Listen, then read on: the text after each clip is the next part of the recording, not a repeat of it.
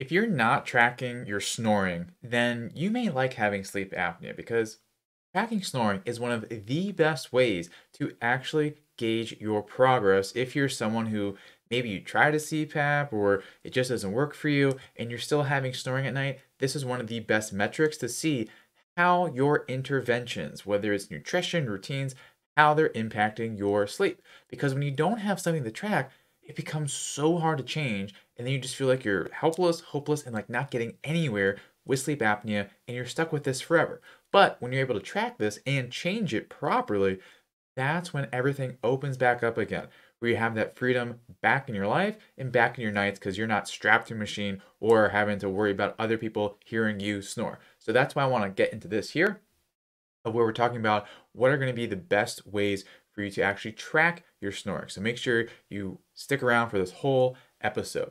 So, snoring, the reason this is so important is because snoring is pretty much what happens physiologically before apnea or a pause in breathing. That's what apnea means.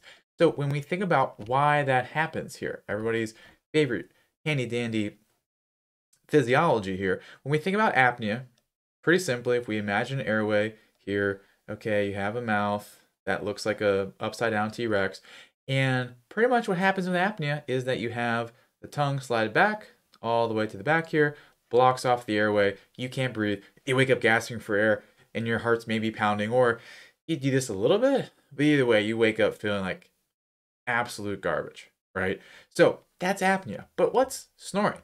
Snoring is when you have the tongue going back, but it's not all the way there. Okay? It's close, but no cigar. Okay? Or not all the way there. All right?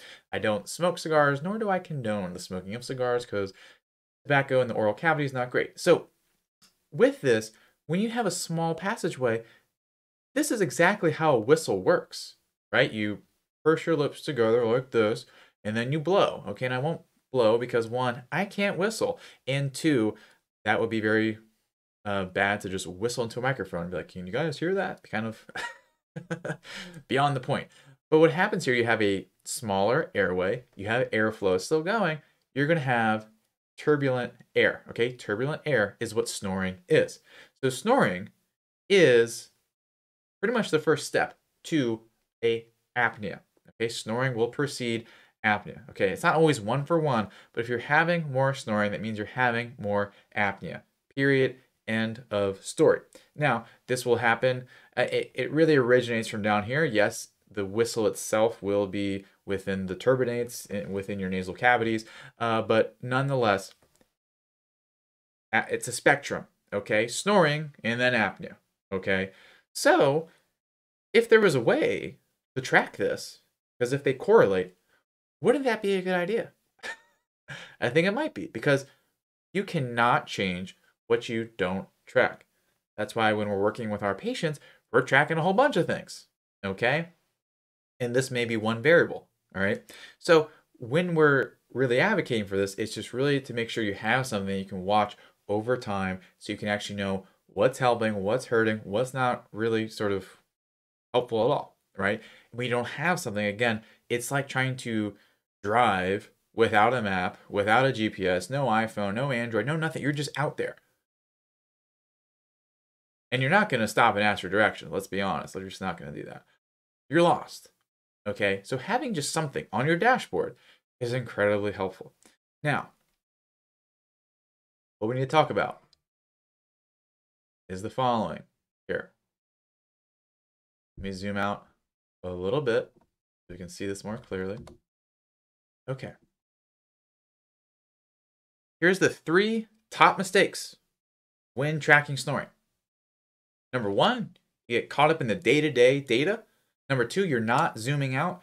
And number 3, you have too many variables. Okay, so briefly, and then we'll go more in depth. Number 1, getting caught up in the day-to-day is you have a high number go up and then you're like freaking out, or the opposite, and then you then decide, okay, it must have been something. Okay, putting too much into any one day will actually lead to the wrong decisions. Number 2 is related to number 1, not zooming out. You need to be able to see what are the trends over time. You need to be taking averages over days, not just day to day. And then the last one is having too many variables going on. Because people, when we get here, we're desperate. We're trying to throw everything at the wall, spray and pray method to healing. But the fact of the matter is, you should be able to apply just one thing and see over time how that changes, because then you can make better decisions. So let's go more in depth on each and every single one of these. So with being caught up in the day to day, and we'll talk about how to track in a little bit, but being caught up in the day to day. Okay, number one, we'll just write one, because you could one of the things we'll talk about is tracking events per hour, which is different than a sleep study. Okay, we're talking more about noise events being above a certain decibel level. Okay, it'll make sense when we discuss snore trackers in a little bit here. So as you do this, okay, let's say just arbitrary numbers here. Let's say you have, 10. Okay, let's add some context. Let's say 20 is really bad. Okay, let's say you have 10, 10. Okay, and then one night you have like 19. Oh my god. All right. The tendency is then to like, one, freak out. Okay. And then number two, you are going to go through this mental scramble of everything that could have possibly happened from Mercury retrograde to MSG and Chinese food you ate 2 days ago. Okay. You're going to go through that. You don't need to do that. Okay. There will be times it's super obvious, like maybe you had 2 or 3 glasses of wine. Okay. You don't need Sherlock Holmes. You don't need me to tell you that. You don't. Okay. But what happens is that you get caught up in this like, oh my god, the sky is falling sort of pattern here, and then you just, I mean, can get swept away by that, because not only is the anxiety going to come in that day, the overwhelm, the frustration, all that's going to come in during that next morning, the moment you wake up. Oh, why do I even try? Why does this keep happening? All that's going to come in, and it's going to stay in your nervous system. Okay. Emotions aren't just silly things we talk about, okay? They're very important. I don't mean to discount emotions. I'm just being flippant. But essentially, these will stay in your nervous system and increase your sympathetic nervous system the entire day. And guess what? When you have bad sleep, your sympathetic nervous system is pretty much always up, okay? And especially if you have sleep apnea, because every time you have an apnea or an apneic episode, choke out, sympathetic nervous system activated, and it perpetuates the cycle. Because when the sympathetics are up, the fight or flight, sleep quality goes way down, and you're stuck in this cycle. This is why so many people are stuck here for years. That's why they're worried about their heart. That's why they're worried about their brain literally falling apart without them even being aware of it, and then that burden being placed on the people around them. Or even before then, like say at work, right? Because if you can't show up fully and you're feeling like an idiot or you can't make good decisions, not useful for anyone, right? So the thing is, don't worry about a day-to-day fluctuation, because guess what? A lot of times, it'll just go back to normal. Because guess what? There's always going to be fluctuations in sleep, okay? And there's going to be fluctuations in the way I say the word fluctuation as well, okay? Nobody's perfect. And nobody's sleep is always perfect, okay? So if it's one bad night out of 7, take a breath, okay? Things are going to be okay, because that's why number 2 is to zoom out here, all right? So we'll continue, we'll be looking at number 1 here is, okay, then you have 10 the next night, okay? Then 10, and then 10. All right, well, if you have 19 here, I have no idea what the average would be here. Is this 7 nights?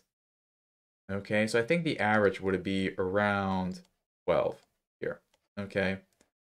That's what you want to focus in on. You need to zoom out and see the trends. What I mean by that, let's say if we graph this out, your snore score over time, okay, if it's like this, right, where it's like, okay, here you go, one bad night, and this would be the score on the y-axis, okay, and it's up, oh my god, it's up, but down, down, down, up, down, down, down, up. Okay, the trend is going down here, okay? This is a grossly exaggerated trend line. That's not going to be an accurate R value. I apologize to all my statistics teachers over the years. But you need to be able to zoom out in this and be able to see this more as a longer game, okay? Especially if you're doing this by yourself, it's going to take way longer, so you need to have that steadiness, right? So that's what's going to happen here, okay? You need to zoom out and see the trends. Okay, people don't do this. They just get caught up day to day. So instead of looking at nightly data, think of weekly data, monthly data, okay? That's number 2, zooming out. And then the last one for this is having too many variables, okay? Too many X, Y, Z. What I mean by this is whenever you're doing something, especially if you're doing it by yourself, because when we're working with people, we get to cut out a lot of the guesswork because this is what we do every single day. I know how X, Y, or Z is going to affect a person with A, B, C, right? But doing that yourself, it's hard to have that introspection on yourself. Just impossible, right? So too many variables. So when you're tracking something, like for this time frame, let's say like, these 2 weeks, let's say you trialed what's something you would do. What did someone I just speak to? They did some myofunctional therapy. Okay. I should have picked something more relatable. Okay. Myofunctional therapy is when, you do exercises, tongue, etc., to see if it helps with the tone of your muscles, if that is your individual issue contributing to sleep apnea, okay? And say this is your variable, right? That's probably too big of a variable, but you want to do this and not make any other changes and then see what trend you can identify. Because you may do this for 2-3 weeks and not see any changes here. Okay? So is that something you want to keep into your mix? No. And then when it's not, okay, it's not X, it's not myofunctional therapy. Let's what would be next on the list? Something a little bit more approachable. Let's get rid of gluten. Okay? It can cause inflammation in your airways. Okay? Give it another, 1, 2, 3 weeks. Are there any trends developing? Yes, no, maybe so. Okay, great. Then you see something. Because the thing is, you can never get caught in the thing it's just going to be one thing that does it for sleep apnea. It is about stacking a lot of victories on top of each other, okay? Stacking victories. It's not about building a house of cards. Because when you do a bunch of things, you throw a bunch of stuff at the wall, right? You get your myofunctional therapy, you get your didgeridoo, you get melatonin, you do all these things, and you don't actually identify, are they working for you or not? Then you're building a house of cards of things that maybe some of them work or maybe none of them work, right? And then you're just doing things that are unnecessary and could be harmful. But when you identify, oh, this does work for me, that becomes a solid foundation or building block to your overall health regimen. Okay, that's what you want. That's solid. That's what we build for our patients here.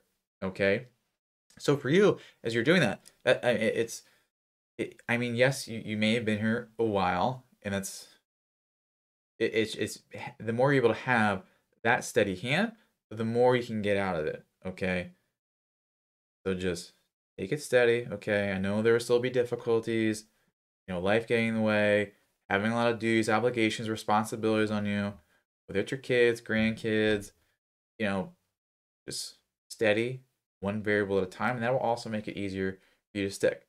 Okay, because then once you decide one variable, then guess what? The decisions become easier. Okay, because they're actually better quality decisions as well. So that is the 3 big mistakes, and also somewhat what to do instead there, right? Now, the next thing I want to talk about is also really cool here. Get this right here, okay? So here's how to track your snoring to stop snoring, okay? Number 1, get the Snorelabs app. The number 2, make a spreadsheet, okay? And then number 3, track your variables. We'll do this briefly, then we'll go more in depth here. 1, get the Snorelabs app, okay? I'm not affiliated with it, but iPhone, Android, go get it. Number 2, then make a spreadsheet. Okay, we'll talk about the variables we're going to be tracking, and then decide what those variables are. Because when you don't do this, again, you're like left going nowhere. You're not sure what's working, what's not, losing motivation, stuck here, and just, why do I even bother? Having this puts the power back in your hands that this is something that's going on with you, right? Your sleep. And you're going to be able to do something about it because now you have a set of tools to address it. Okay, so let's go in depth on each one here. So the Snorelabs app. I mean, pretty simple. Just whip out your phone, or I mean, you might be on your phone. Write a sticky note down and do it later because I need to kind of explain a little bit more here. And that's what you're gonna use here. There might be other ones. I don't know if this is free or not. I haven't checked recently. But whether it's Snorelabs or something similar, something that gives you data, okay? Because then with this, you're going to go make a spreadsheet, okay? Now, obviously, you're going to have to use the app at night, which is just putting your phone somewhere so it can hear you, okay? And then hearing your dreams so it can send you the appropriate Facebook and Instagram ads. We all know that happens, right? Like I talk about how much I love my dog. Next thing I know, I'm getting like, get your dog this treat. Or maybe he does that. Anyway, Snorlaps. So you get it, use it. That's pretty easy. Spreadsheet. Okay. I mean, we have some pretty in-depth spreadsheets. I'm not going to show you them because they definitely have people's names on them. But for your spreadsheet, pretty simple. Okay. Date. All right. And then you can put Snorelabs or whatever you have here. Oh, that's awful handwriting. All right. And then this would be like a number you're tracking from here. So like, let's say percentage of your night in snoring. Okay. Or snores per hour. Okay. Whatever it is, pick one. All right. There's a reason we pick one. Okay. Because when you pick too many variables, then you will find things that change just by chance, by statistical chance here. So just pick one. Okay, you can't cheat and look at 30 different things, and the moment one of them like it was just a chance finding. I'm sorry. That's how statistics work. And then the third, well, there's more to this. You're gonna insert your variable. Like, what are you doing differently? Okay, are you no longer drinking milk? Are you no longer smoking cigarettes? So I hope you're not, but just whatever health intervention you're doing. And then a fourth column would just be notes, right? Like, oh, I was up late, stressed out that day, full moon, Mercury retrograde, all those different things, okay? That's gonna be your spreadsheet there, okay? Date, what the Snorelab number, or really any, just one number, one variable, notes. Quality over quantity, my friends. This is not the Human Genome Project where we're looking at every single possible piece of data, okay? So I think you just track this over time, like I said, right? So you have one date. So it's today's the first here, and then whatever the number was, right? 16 per hour. Your variable, you were, no more drinking alcohol, right? And then, just notes on the day, anything that you notice in particular, okay? And you just do this, okay? Keep going through here. And then you'll start to see trends develop, okay? Oh, when I don't drink alcohol, I'm doing awesome. Because some people need to be able to see what that effect is, be able to really stick with it, okay? There's some, I mean, probably if you were even attracted to watching this, you might be a data nerd, okay?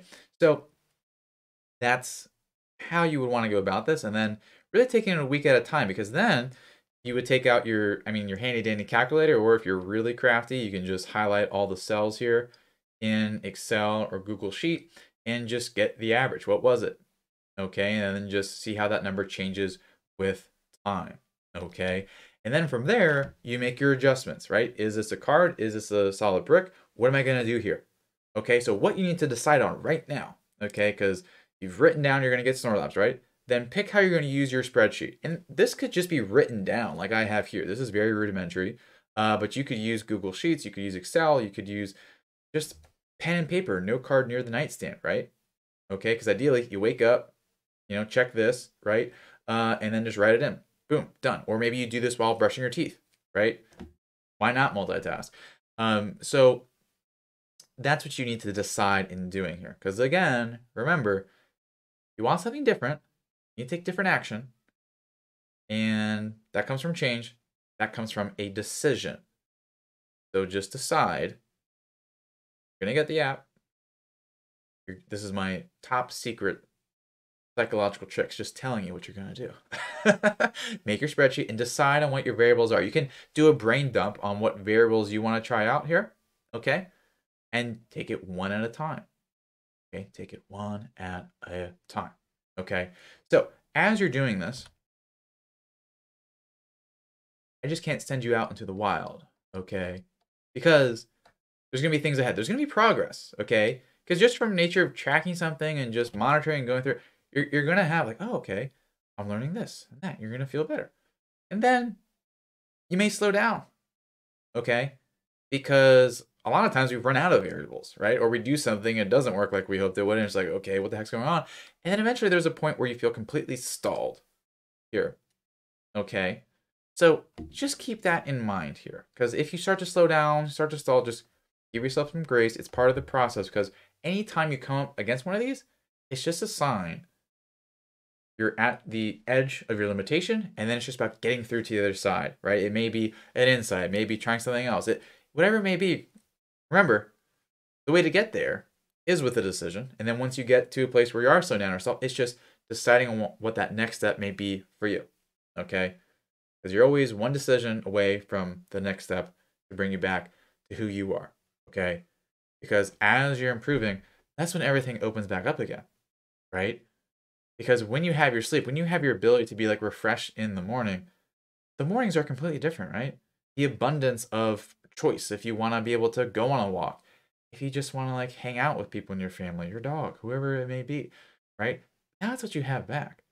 And as that's able to spill over into the rest of the day in your life, because whether it's at work, you can be fully focused, actually be engaged and enjoy it instead of like waiting on the clock for it to go down, or on the weekend being able to actually pick out adventures that you can enjoy with the people you love.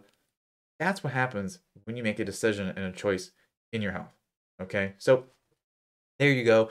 That is all for you. And of course, if you've already made those decisions, like, hey, let's give me some more here. Then what I would want to give you is some more information here. So again, because if you're someone want to learn more here, and like if we were to have a playlist of like our best hits, that's what this is. So it's the Sleep Apnea Freedom series that is so eloquently and cleverly named SA Freedom. So go to ochnow.com/SA Freedom. Okay, and you will find multiple episodes there. It's all free. You don't need to give me your email or anything like that.